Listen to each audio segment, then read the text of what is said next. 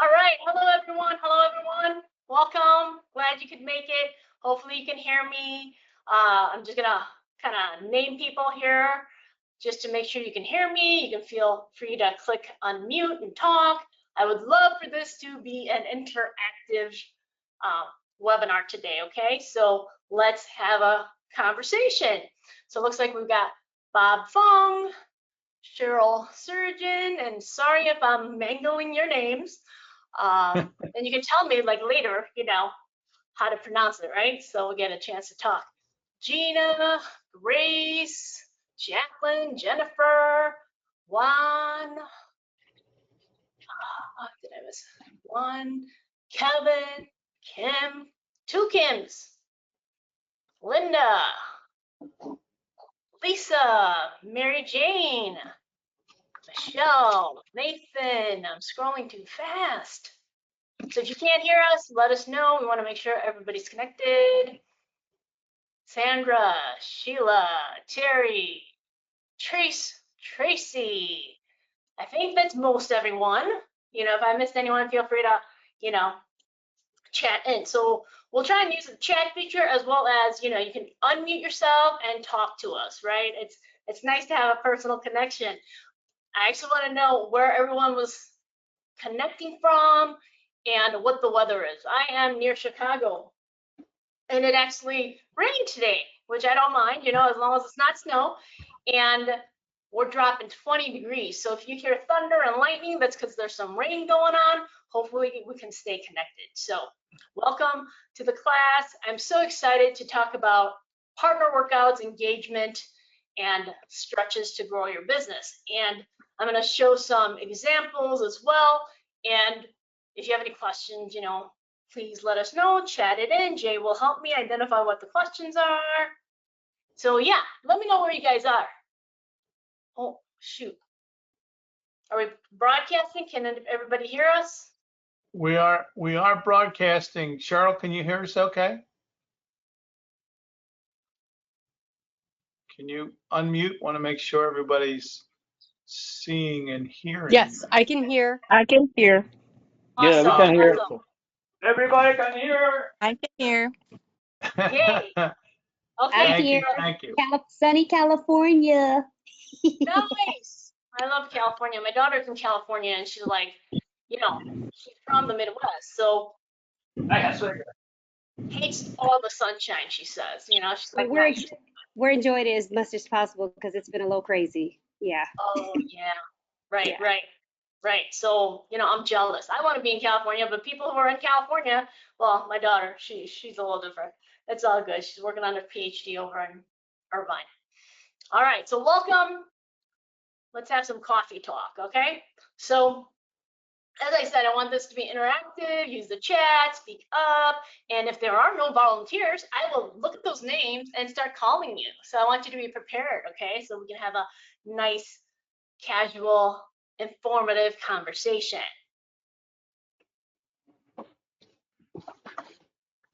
So I've been doing personal training for about 12 years through the W.I.T.S program, and I did my internship through a local big box gym through W.I.T.S. And then I was at that gym for about 6 years until the pandemic. I also worked at a boutique gym for about a year. So I will be going over some of the different types of gyms, different types of groups, partner exercises, and things like that as well. So as I mentioned, before 2020, it was all in person. And I did have some clients that traveled for work. So we started doing virtual personal training classes. And there were like maybe two, who traveled. And so we would do it online using their phone, and we'd do it through Facebook, whatever we had available. And they would take me to their hotel gym. And then I would walk and demonstrate the exercise to them, and then they would do it, right? And I would watch them and say, hey, change this form, change that form, that kind of thing, right? So that started even before the pandemic. And of course, as soon as the pandemic hit, everyone was ready to go virtual. Quick question, not a full question yet, but quick question. How many do some virtual training, feel free to chat it in for me. I'm just kind of curious. Now I do both. I do majority of my personal training is done online, and then I do some in person that for people who are local, so that we have that option. Okay, I just launched it for everybody. Oh, So okay. you can see it. How many clients do you typically train at one time? You could select multiple answers there. Okay, they're coming in. We'll give it another 30 seconds. Okay. We've got about half of them have voted so far. Sounds good. And I also get to do some training for WITS, right? The webinars, as well as we have the practicals. I get to do the practicals with new personal trainers, which is really exciting for me. As well as I think we have a class online, so hopefully, we'll be able to get that moving. Okay, there we go. There, the results are in. 58% one-on-one, two people partner training, 25%, small group 3 to 5, 33%, large Awesome. group 6 plus, 33%, so a third. Very cool, very cool. Yeah, and hopefully talking through this a little bit will give you some different options on what you can do, right? It doesn't always have to be one thing. And, things can be done in person as well as virtually. And I think if there's an opportunity to go in person to meet someone after you've been working with them virtually, that's also good, right? Because humans need that physical connection. So ideally, when possible, we want to try to connect in person. Very cool. So we'll do a little bit of polls. We'll talk about the business case for why partner training is helpful for business, and talk a little bit about workouts, stretching examples, engagement, retention, and fun, monetization, and marketing, and some takeaways. And again, if you have any questions, feel free to chat it in or talk it through. And then we already had the poll question, so thank you for answering. So I have some things for you guys to think about, and this is not any of the poll questions, but I just kind of want you to think about this. How often do you incorporate partner or group sessions, and how? I know you guys had said, you do different types of those two people, partner, group, small, large. It sounds like you guys have a variety. I love it, and I would love for you to share it, right? So think about it. I'll give you the second question. I would like for us to share. So start writing out ideas or start thinking about it. How comfortable are you designing partner or group workouts? Sometimes I feel like we struggle with, how do I get started, if I'm only working with single people, or if I'm only doing like two people at a time, how do I get to group, that kind of thing. It's like, how do we structure it, right? And we will definitely talk about that. That'll be fun. So anyone have any answers for this? How often do you incorporate partner or group sessions, and how? How are you doing this? And then, are you comfortable designing for this group? Answers, drum roll, please. I do have from Tracy that I teach group training 3 times a week. And Kim put, I do the one-on-one and also have a weekly HIIT training for Nice. groups. Awesome. I love that. That's a great way to do it, right? You get your regular clients, you might see them 1, 2, 3 times a week, and then you bring them together in the community, with a HIIT session. I used to do Insanity, right? So on Saturdays, I'd bring them together, and it also brought like trainers together, right? People who knew what I did, and they also sent their clients that could use another workout. So it's not only just, beneficial for your own clients, depending on, where you're working. If you're in a big box gym or any gym, other people can see you, and then you can kind of like, help other clients along into those classes, right? So it's beneficial for them. So I love that, you're incorporating those kinds of things. So let's talk a little bit about stats and benefits. 93% of partner pairs stick to their program, where only 57% of solo clients do. And then benefits are accountability, fun, social connection, and referrals. And there's a benefit for both the clients and for us as trainers. It certainly makes it easier if you're having a larger group, and then more rewarding depending on how your, money is set up. I'll explain that in a little bit. Let's do poll question number 2. Okay, I will launch it. Thank you. Where do you train your clients? Gym or studio? At home? In-home training? Outdoors? Public spaces? Virtually? All of the above? Okay, people are starting to answer and do their part so we can fine tune what we're going to teach them today. Awesome. I'll give it another 10 seconds. Sounds And good. again, you can take multiple answers there. Yes, You yes. do a little bit of both. Yes. Yeah, I certainly didn't expect to go completely virtually. That was something that just kind of evolved, right, because of the pandemic. Okay, there's your results. Gym or studio, 69%. At home, in-home training, 31%. Outdoors, public spaces, 46%. That's cool. Nice. Virtually, Zoom, 15%. Okay, I love that. I love that. So there's a lot of opportunity, right? So we're going to be talking about some gym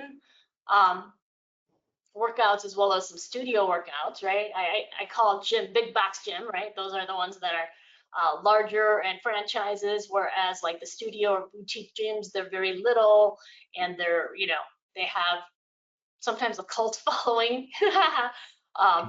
So that's different than those other gyms. And then, yeah, if you have your own studio to bring people in, that's pretty cool too. And then I love, in the summer, depending on where you live, right? You might be able to do it all the time if you're in California, right? And doing those outdoor things because people can see you, right? And then they may be interested, right? It's always about being out in the public so people can see you, so they can connect with you, and so they could, hire you as a trainer. And I love that you guys are doing a little bit of virtually, right? Because that's a huge opportunity still, because there's a lot of convenience to it that we'll, talk a little bit about. So thank you for sharing that. I appreciate it. All right. So just want to start with 2 client workouts. I have a couple of examples here. And then I also wanted to share like what kind of workouts I do with them, because I feel like that's like the hardest part sometimes, getting started with it. So these 2 ladies, I started with them in Evanston, Illinois at a gym. Then one of them moved to Seattle. So I have one sister in Evanston and another sister in Seattle, and they still work out together. So they can still connect, they can still talk to each other, and then they still have the workout. We started doing the partner workouts during the gym. We started working out, they started working out together with me in the gym. One sister brought the other sister. So, she really thought it was beneficial. So then she brought her sister along, and then they pay, double, right? Same 30-minute session, and they both pay, which is nice.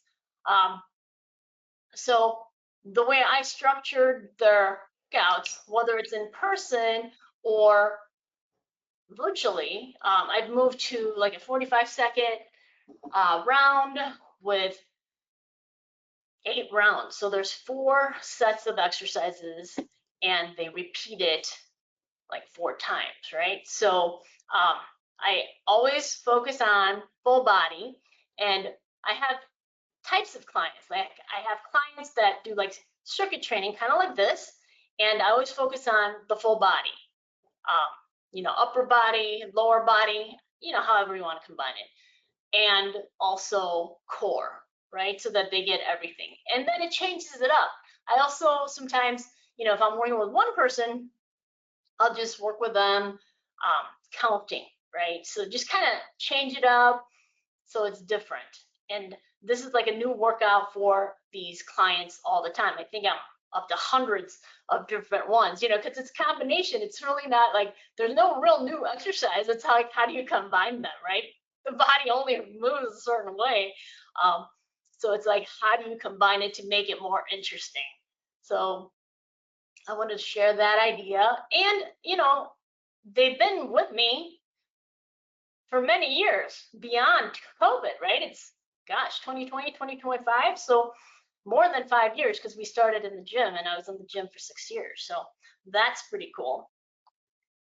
I have other clients that I started with them virtually, and I actually went and met them one time over at their house in Wilmette, because I started out in Evanston and then I moved. These are my favorite clients because they're very consistent and they're fully functional. And the way I met them was because they went to a wedding, saw their niece, and she was in great shape because I trained her, and they wanted to continue to get fit. So it was word of mouth, and I actually trained the bride's dad too. So I was training a lot of their family because word of mouth has been really helpful. They've been consistent since around 2020. Yeah, oh my gosh. They were actually a little bit later than 2020, I think, because it started, their wedding was a little bit later. So we went virtual. They, I had a conversation with them. They were fit and they wanted to get stronger. So I trained them like twice a week and 45 minutes. I start with a warm up. I feel like with older folks, I like to, warm them up and stretch it out too, because I want to make sure they're getting done what they need to do. They also jog and walk and stretch. So we do a warm up, we do high intensity interval training with them. Okay, not at this, well, it's a pretty good speed. I would say even people half their age, if they haven't done it, certainly cannot. So I was an insanity instructor, and so that is the reason why I keep it, because it's very functional, right? Like high knees, totally functional. We do like soccer drills where we're moving our knees and bending because we want to be fully functional. My whole reason I'm a trainer to help people is so that they can be independent as long as they can be independent, right? Getting up and down a toilet. My mother-in-law struggled with that. So it's those things that impacted me that I want to share with them to bring value, and so they know, how it relates and why function is so important. I also like to do balance exercises with them and full body strength, and then at the end stretch. So I try and keep it fun. With Assignment Says, I recently put that in because it's cognitive as well as balance. So I'll say things like, Assignment says, right foot forward, lean it forward. And then I have them hold it, and then it makes them think. And I feel like as you get older, you want to continue to get that brain and body, connection. And so they're aware of their body. So that's been a lot of fun. And they also take me on vacations because they're totally remote. So I've been to Paris with them, and then they also live in Florida and Wilmette. So that's been very convenient for them. So there's different people who find different types of connection, whether in person, virtually, that's more beneficial for them, depending on their situation. All right, poll question number 3. Okay, I'll launch it. Here we go. Thank you. What's your biggest challenge when it comes to client retention? Keeping clients motivated long-term, competing with scheduling conflicts, creating fresh, engaging workouts, lack of connection between sessions. Yep. Pick one. All right. Pick your biggest and best. Yeah, we can talk about it. Okay. Give it another 10 seconds. Yeah, I Three, would love for us to two, talk about it once we finalize these answers, because there are some, things we can do, and I'll bet you guys know the answers, right? So I would love for us to share. Okay. I All just right, shared all it. right. Awesome. Keeping clients motivated long term, 36%. Competing with schedule conflicts, 43%. Creating fresh, engaging workouts, 14%. And let me share with that one on that one, we do have our program design club with Ashley for those of you that want to engage Awesome. that at some point. Lack of connection between sessions, 7%. Yeah. So it sounds like not too much. I would like us to tackle the easiest ones first, because obviously we're all doing it. If there's something different you're doing, please share. It doesn't seem like lack of connection between sessions is a big deal. So that's pretty easy, right? I certainly like to make sure I text my clients on when their training is, whether they know it or not. I do that every time, just so that, I know they're coming, they know we're doing it, and there's constant communication, because I don't want people not to show up, and I'm going to show up for them too, right? So accountability is huge. So it sounds like you guys are all getting that pretty easy. If not, please speak up. And then creating fresh, engaging workouts. Hey, check out the ones that WITS has, right? And then I also like to look at all the ones, on YouTube, whatever's trending, that kind of thing. Again, the body does not move differently. It's just a different combination.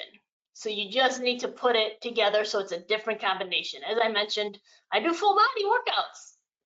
I just chop it up in little bits, right? I go back to like the practicals that we learned at WITS, right? Full body, right? Lower body, upper body, core. Large muscles, small muscles. That's it. It's simple. It just, seems more complicated. So we just have to back it up and kind of look at all the exercises that we have for those and combine it. Keeping clients motivated long term. I would love to hear more about that. Like what's going on? Why are you thinking you're unable to keep them motivated long term? Do they cancel on you? Do they quit? Do they, what's going on? I would love for someone to give me some more details on that. So we're going to be calling names soon if I don't hear.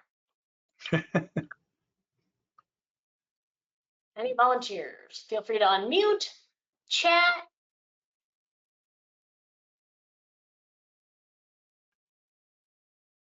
Yeah, if you clicked on that button, you definitely had something in mind. So this is a good time to share it so she can fix it and give you some clues to do better. Yeah, and I'm sure there's other people out there, because obviously, more than half of people are not having that problem. Yeah, Kim wrote in here, I do the one-on-one and also have a weekly HIIT training for a group. So I'm assuming you're saying, Kim, and correct me if I'm wrong, that is your solution for that particular one as far as client retention. That's the biggest challenge, and that's what you use to overcome it. Would that be right, Kim? Let's see. That's a great idea, because you're building community, right? The one Yeah. thing that does, She says one yes. thing that's Yeah. awesome. Yeah. Good. Thank you. Talk a little bit more about it. So how did you get into, doing your HIIT sessions, and how did it come about, and, what feedback are you getting? Yeah, sure. So I got my WIT certification 2014. Since then, I've done, I'm getting some feedback, so sorry if I'm slowing down. So I do a lot of the HIIT stuff at a facility that it's like a rec center for a university. Okay. And a lot of my one-on-ones are usually at a box gym.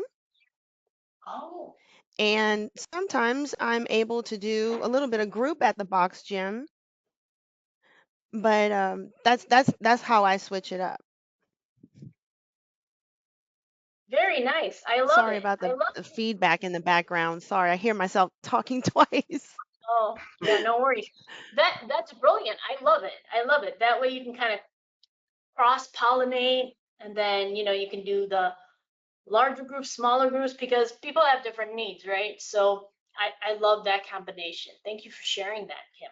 Yeah, here's another one from Linda. It seems to be a financial situation many times as far as the client retention.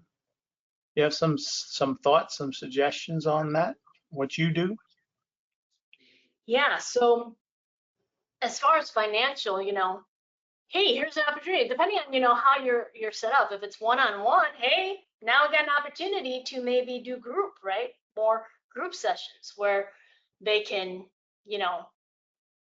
have, depending on, how it works on your, if you're in a gym, if you're doing it personally. So if you're doing it personally, that's an easy solution, right? Try and find somebody else who might want to partner, and you can cut the cost.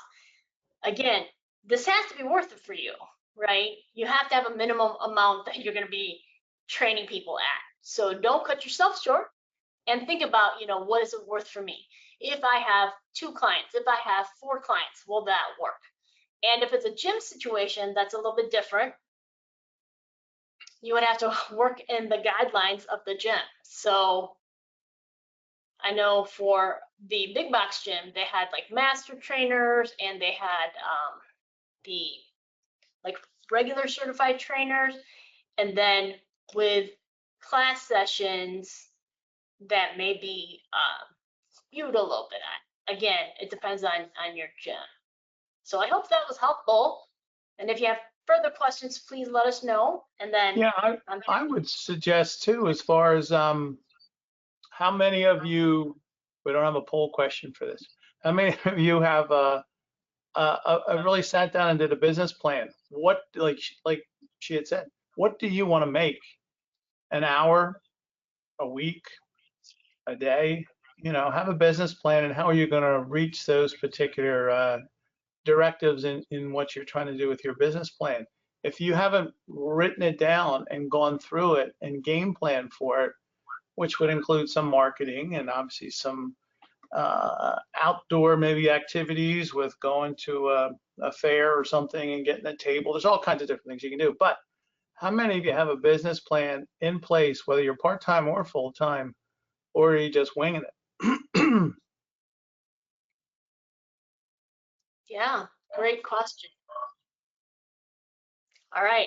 So the big one here that 43% are struggling with is competing with schedule conflicts. I feel like that's an easier solution than the client motivation, or actually the financial one that was mentioned. So competing with schedule conflicts. So are we saying that the folks are like busy, blah, blah, blah, like they have kids, they have commitments, all that other stuff? I think you really have to talk to them heart to heart and have like, what's the purpose, right? Why are you doing? You really have to make an emotional connection on like, why do they want to do this, right? So if they don't have an emotional connection, I don't know how long it'll last. So you just want to make sure, you find out why are they doing this, right? Oftentimes people have things like, oh, my health, I want to stay alive with the kids. So you just want to reinforce all those things, that are of concern for them. So that way, they're reminded so they don't stop. Yeah. And hopefully we have the flexibility to change things around. Again, if you do like a group session, or, the way I did it was I would have like a Friday night session workout, and everybody, because everybody worked. and not everybody drinks. So, you know, sometimes it's good to like get together in the gym. It's actually like on Fridays I had like Kickbox Cardio, and then on Saturdays I had Insanity. So people could make it to one or both of those workouts. It built community. It had different ages and sizes and, you know, activity levels. And, you know, if they had missed it during the week, they could make it up, right? So that they would continue to strengthen cardio and all that other stuff. So that's, you know, I don't know if that's something that you've thought about. I love the community. I love the community part of it. Absolutely. And what do you do though for those Fridays? Let's just say it's not necessarily potluck Fridays, but it may be a workout Friday. Do you use some kind of promotion to bring in a friend and get $25 off your next session? I mean, what kind of promotions do you use from that standpoint to start to build those 2, 3, 4 groups of people that financially couldn't do it unless they probably had a little bit of kick in from others? Right. So usually I would run in the gym like on Saturdays. You know, I'd be like running into the gym and going, "Hey, you want to do some insanity?" And like, you know, as a trainer in a big box gym, you're out there, right? So people see you. And if you're having fun, they want to be part of the fun. So I would just pick people up, like run around in the gym and just go, "Hey, you want to do some insanity?" You know, because they were out there, they wanted to come in to do some workout. So I would get things like that. And I would also use that, you know, for social media, so that they talked about what the workout was, so that they shared, you know, what they liked or not. And then that helped bring people in because it was so much fun, right? We want to make it engaging, fun, and then people see that and they want to be part of that. So if they're in the gym, we're already like halfway there, you know, because people are ready to work out. You just have to kind of show them, you know, why you're so much fun and why they need you. So I would literally just run around picking people up at the gym. Yeah. That's what Kim says. She goes, absolutely. That's how she's gotten a lot of clients who have just been watching her train someone. And let's face it, when you're in a gym, you're riding a bike, you're stretching, you're watching other trainers working with other clients, and you're going, my trainer doesn't do any of that. I would much rather have her for my next session and work with Yes. her and her group. They are having fun. So yeah, I mean, Yes. you're being listened to at all times. So yeah. I know.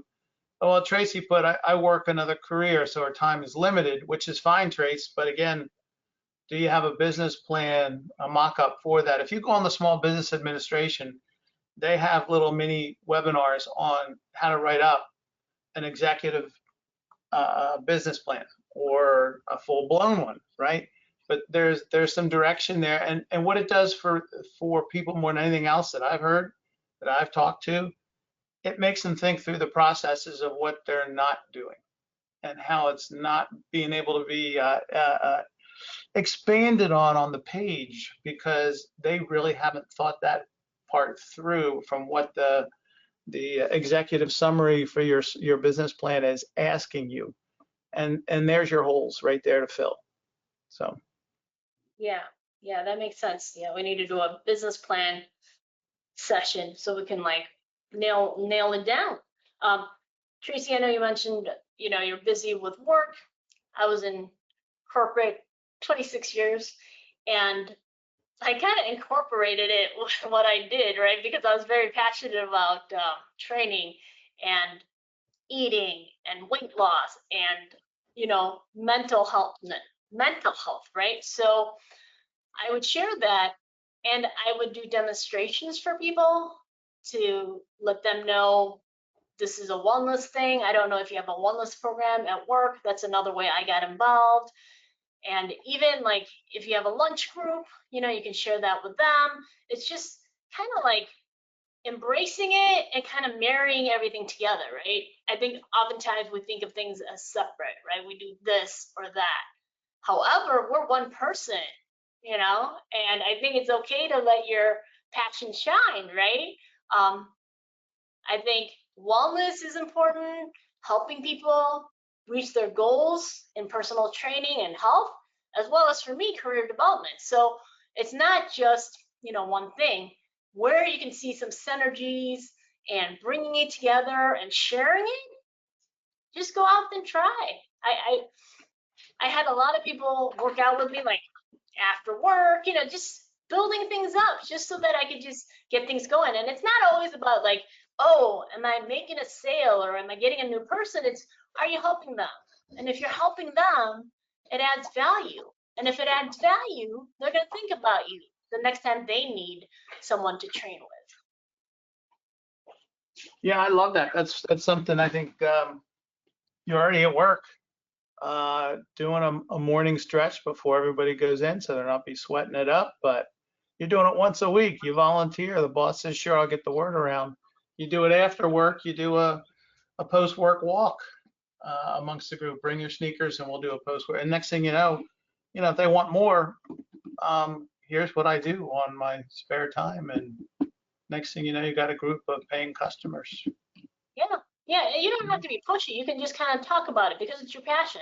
And I'm sure it comes out, right? When you talk about something you're passionate about, it just kind of spills out.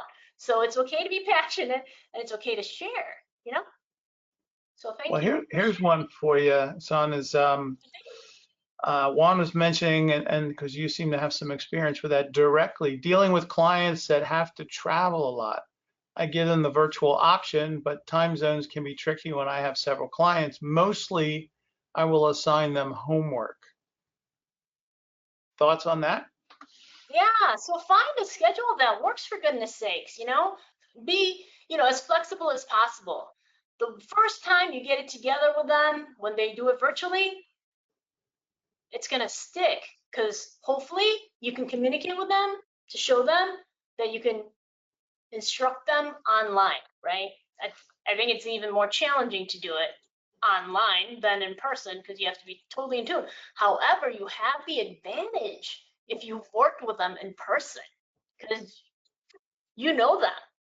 So, say, hey, let's just try it. I know working out is important. Consistency is key. So let's really work on getting one done, So make sure you schedule a time, right? Even if it's on the weekend, this time, this week, I know you're traveling a whole week. Let's just get at least one on the weekend. And we can do it virtually. You don't even have to leave your home. You can do it from home when you get home. So you're not so tired, right? I want to make it easy for you. I want you to stay consistent. I want you to continue to get your gains. You got to motivate them. You got to share with them why it's so important to get it done and keep that flexible schedule for them and yourself. And so you can at least get one done. You got to get one done just so that they know the value. People, when I first approach people and we talk about virtual personal training, they don't often believe it's going to work. They think, I don't know, I'm not comfortable with this. I'd rather have an in-person trainer. And I say, hey, you know what? Let's just try one. And if you don't like it, we don't have to commit. We have to see if I like it. We have to see if you like it. If it doesn't work out, that's okay. It was an experiment. So let's try it. I do charge for the first session because people don't value free things. So I learned that the hard way. So we get through the first session and they're like, yeah, let's do it. Because I watch their form.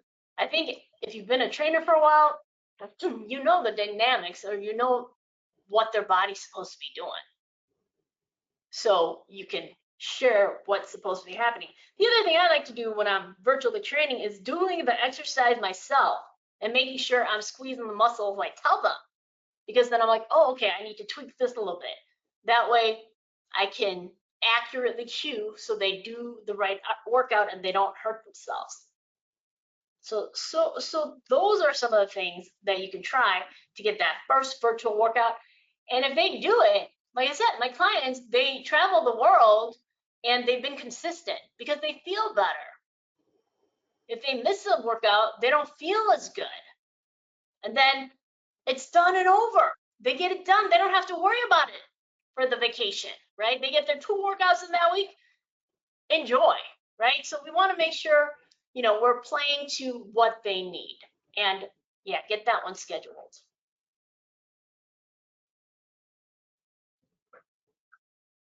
All right. If there's any further questions, please let me know. We can move on. All right. So I want to talk a little bit about partner training. So I did a lot of this at the gym, and I was at a big box gym. So we're going to go over some of the different types of training. So partner training,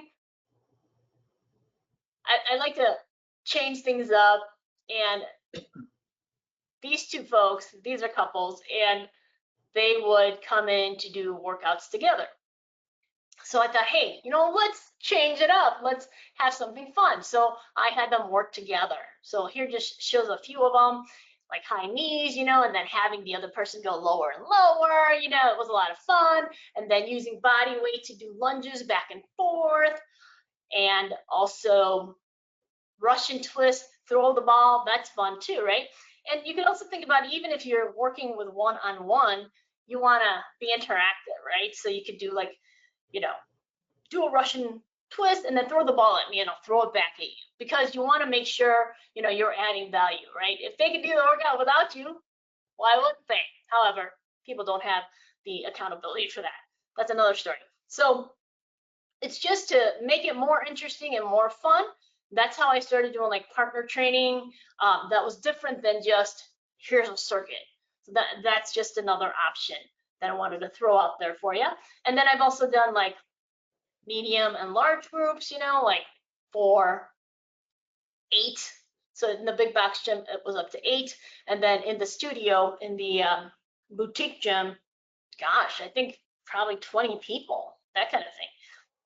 The other thing with virtual personal training, what I like to do with like new clients is like have them observe each other, right? Because posture is important, right? So a couple of things I talk about in the first session always is posture and sitting up and down into a chair correctly, because I don't know about you, but majority of people I've ever seen do not get up and down out of a chair correctly. They just plop. So think about that. So those are the two things that I talk about first, and we want to make sure these clients build a habit. So if they're not doing the right form all the time, they're just going to do it wrong all the time. So I tell them in the beginning, hey, you know, this is correct posture. Check that their, you know, shoulders are rolled down, they're standing straight, slight tuck, you know, check on yourselves and give yourselves feedback, and let's talk about it next week or on the next session to see how you guys did.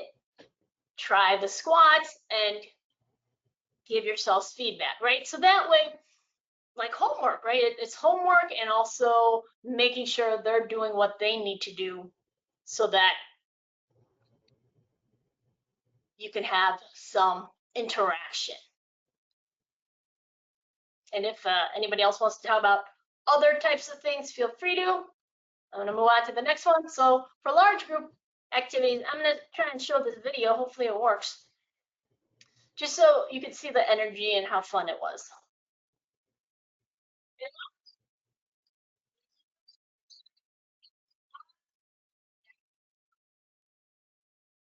Are these stations you're doing? Yeah, For these your are group? stations. Can you hear the volume? Can't hear it, but we can see it. Okay.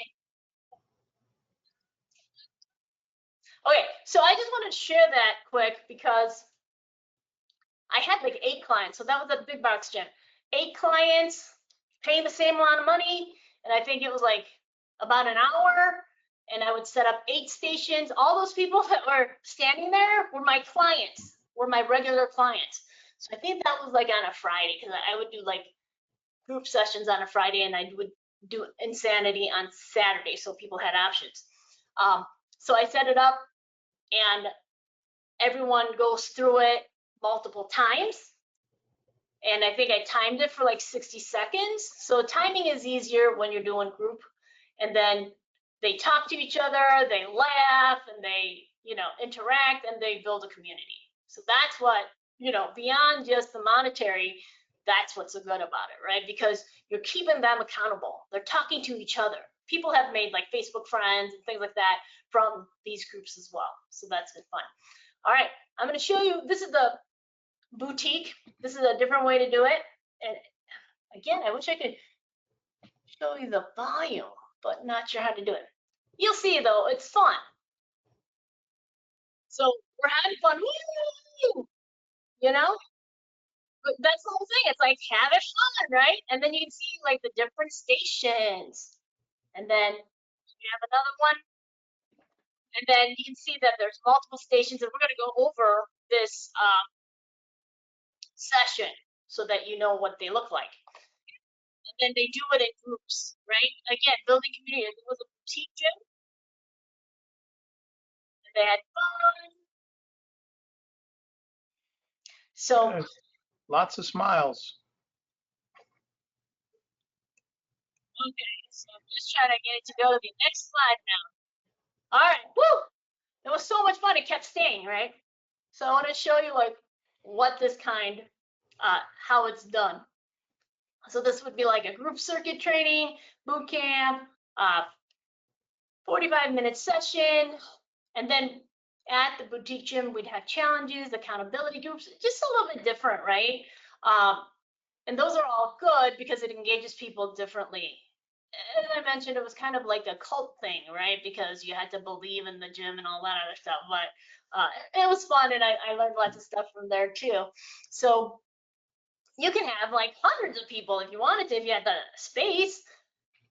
Oftentimes it was probably about 20 people or so, 45-minute session. There's always a clock, right? I always had a clock on my phone, you know, for my own sessions. And then there's always clocks on the walls for different, you know, the boutique certainly had one. So you got the warm up together, then you have phase one, and you would rotate as a group. You could have 2 people in a group, 4, whatever amount of people you have. And then you have the 5 different stations. So they work together, go into groups. Again, building community, building partnerships, one-on-one with each other. You know, they're having fun, they can compete, that kind of thing. So you go from one exercises to the other. Then the second part, phase 2, was everybody do it all together at the same time. So you had to have enough space, right? You could always do like phase 1 and phase 2 the same, you know, if there wasn't a lot of space or if you didn't have enough mats, that kind of thing. So you can kind of think about, you know, what would work. And then at the end, there was like a freestyle, like core exercise, and I'd, you know, make up, you know, different types of exercises that they could do at the end. And then we'd have like cool down or foam rolling, and we would stretch together, you know, having fun, you know, laughing, haha, you know. So they're like having a good time, relaxing, and, you know, talking about maybe their weekend or whatever. So that's a great way to do a boot camp circuit training session. That's another way I should say. So oftentimes when I was in the gym, some clients wanted more help with stretching, right? So I would actually show, like if I had 2 clients, the partners, right? I would show them how to stretch, and then I would show them how to stretch each other, right? So an easy one is like the hamstring stretch that, you know, and I also wanted to make sure that the person doing the stretch was doing it correctly, right? So they're not, their body mechanics is right? So, you know, make sure you keep your core tight, control your body, don't press too hard, ask the person how they're doing, that kind of thing, right? Because you have to know those cues. And then I would watch them do it, and then I would, you know, help them correct it if they needed it. Because I don't want them to go home and hurt themselves, right? Because we want them back in the gym. So it was important to share how to do it, and then critique them or give them feedback on how they did it so that they could repeat it. Another great one is that twisty one, right? I love that one because I feel like you can't get that good stretch without somebody pressing on it. So I would stretch my clients as well as people who came in together, especially like runners. This stuff was really helpful for them. So it not only, you know, helps them physically, but it connects them too because they're touching each other, right? Most of the people who come in together, oftentimes they're couples, right? They're married couples or something like that. And so it's nice to kind of build that physical connection for them as well. Show me the money. So I just want to kind of explain like how it was broken down at where I was working at the big box gym. So let's just say one-on-one was like $50 for 30 minutes. Then if you have a group of 6, that's $300.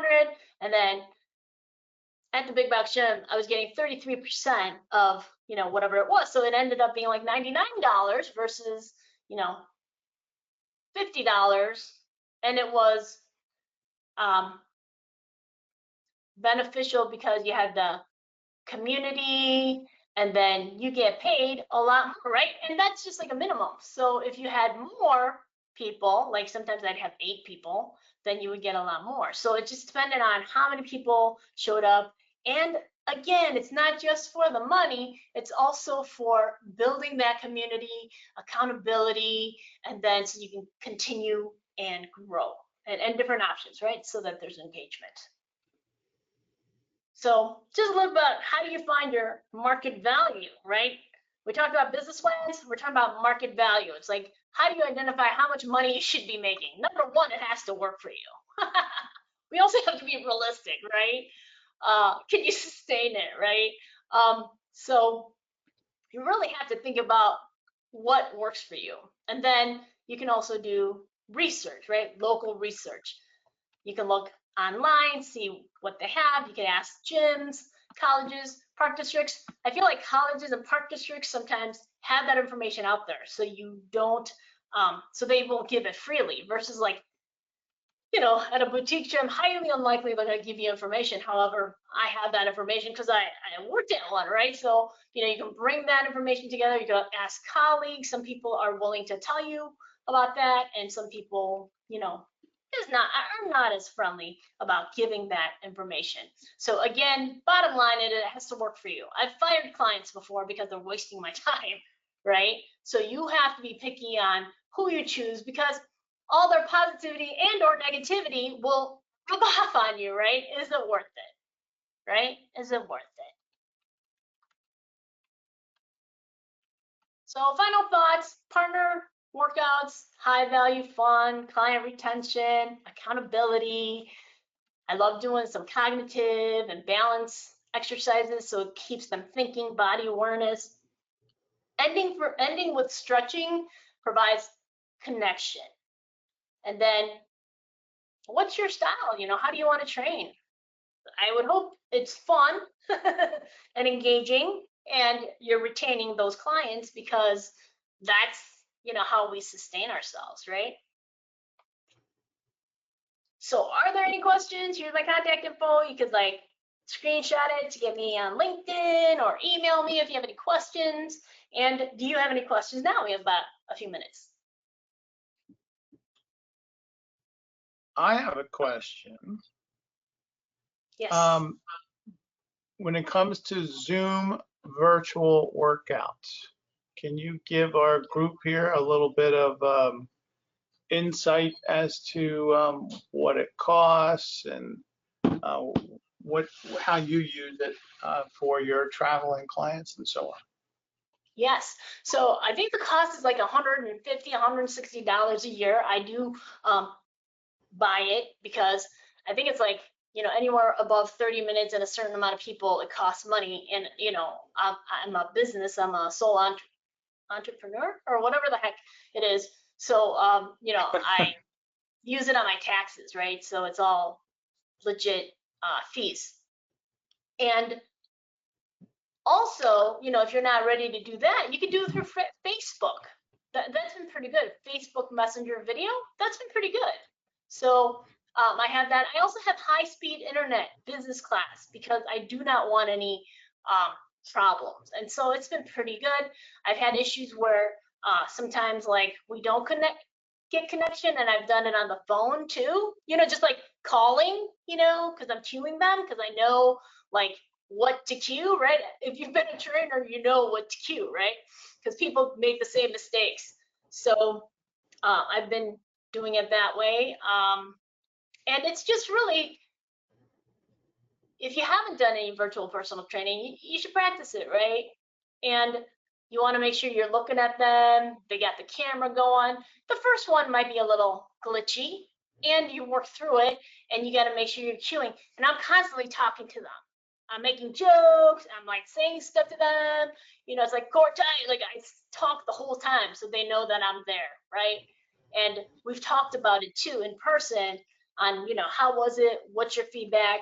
You know, was it good for you? You know, we talk about like what can we fine tune, and then if I go see them in person, there are certain things that I would love to show them, right? Because I feel like I can't always, you know, get that. Oh, and then the other thing is to get feedback. I often use like use a band so that, you know, they can pretend that I'm pushing them, right? It's like so that their hips are aligned, right? I'll say gently push out, or, you know, stabilize, that kind of thing, so they have some cues. So even virtually, you can provide cues without being there so that they kind of feel like you're there.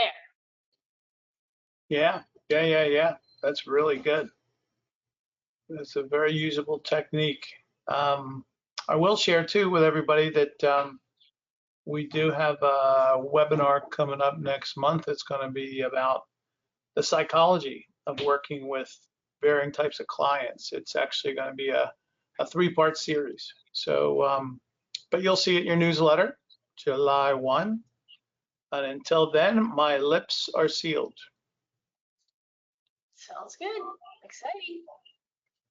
This is great, Son. Anybody else have any other questions? Anybody suggestions for the group? Or we always want to make each other better. That's what this is all about as colleagues. Nope, all is good. Thank you for sharing. But the one thing that I wanted to say was based on your recommendations, I have done those very things, but this specific client, they're like out of the country. And so that making that connection is very challenging because they have to travel a lot. Oh yeah, I hear you. But especially because they're traveling a lot, you really need to connect with them because you don't want them to Correct. stop. You know, so like with my clients when they go to France, because the hours are like day and night, literally. So I'm training them like, you know, it's my morning and their night. So what I Right. do, I have different clocks, you know, on my phone, and I look at like what time would be convenient, and I make some suggestions. There is no way that they're going to be like, no, no, no. And if you want to maintain the relationship, you know, depending on your schedule, you know, you might need to do certain things. That's all. I mean, I do it because I love these clients. They're consistent, they're enthusiastic, they're positive. So I totally, you know, for them, they're like my #1 clients. So I put them as a priority, and I will work with them when they go out of the country. Most So definitely. Yes. Yeah. Thank you. I hope you can work that out, because, you know, especially if they're, you know, going out of the country and you want to hold on to them, especially if they're open to doing virtual. And I get it though, timing is crazy, and it's just that week or next week or whatever it is. So good luck with that. Reach out if you need any more info. Let me ask you this then. On top of that, do you adjust your fees for the extreme times if they want you at extreme times for their workouts around the globe? I generally don't, because, you know, these clients are so good. I don't know. How about you? Well, it was Jay asking the question, so I'm a giver. Oh yeah. I'm a giver. No, I know, but you know what I do? If I go in person, I charge them a little extra money because I have to travel and it takes me a lot more time. So that's what I do.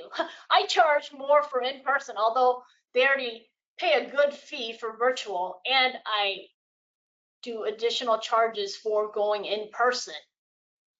Yeah. Makes sense. Absolutely. Well, this has been great.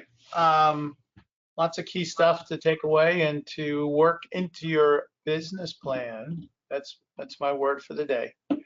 Thanks Sounds for good. everybody coming. Son, thanks for a beautiful job and the insights. And everybody stay tuned in your newsletters. We have all kinds of different ones coming up, and it's all about helping you guys. We got a lot of thank yous popping up on the board here right now from the group. So nice job, son. Everybody have a great rest of your evening, because you're probably just starting to work, some of you. And we'll talk soon. Bye. Sounds good. Take care, guys.